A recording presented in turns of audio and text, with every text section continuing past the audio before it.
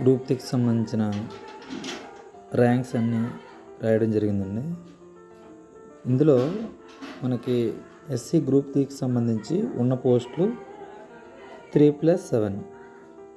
ఈ 3 అనేవి ఫీమేల్కి కేటాయించబడ్డాయి. ఈ ఫీమేల్కి కేటాయించబడిన పోస్టులన్నీ కూడా వాళ్ళు జనరల్గా టాప్ 10లోని 3 ఫీమేల్ రిప్రజెంటేషన్ ఉంటే మళ్ళీ వాళ్ళని అడ్జస్ట్ చేయవలసిన అవసరం ఉండదు. కానీ మనకి ఇక్కడ ఈ ర్యాంక్స్ అన్నీ అబ్జర్వ్ చేస్తే నేను మొత్తం ర్యాంక్స్ లిస్ట్ అంతా రాశానండి. ఇవన్నీ కూడా మేలే. ఈ మేల్లో టాప్ 7 ఎవరైతే ఉంటారో వాళ్ళందరూ మేల్ కాబట్టి వాళ్ళకి మేల్ కట్ ఆఫ్లో ర్యాంక్ వస్తుంది. కానీ మధ్యలో ఎక్కడా కూడా ఫీమేల్ అనేవాళ్ళు లేరు. 3 రిప్రజెంటేషన్ని ఇవ్వడం కోసం మధ్యలో ఫీమేల్ అనేవారు లేరు.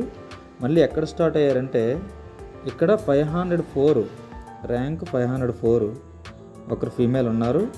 సో అక్కడ తీసుకువెళ్ళి వాళ్ళని అడ్జస్ట్ చేస్తారు. ఫీమేల్ 1.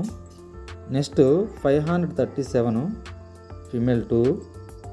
నెక్స్ట్ 626 ఇది ఫీమేల్ 3.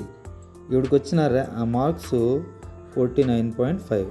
సో ఈ విధంగా ఫీమేల్కి cut off 49.5 marks and cut off rank 626 అవుతుందండి.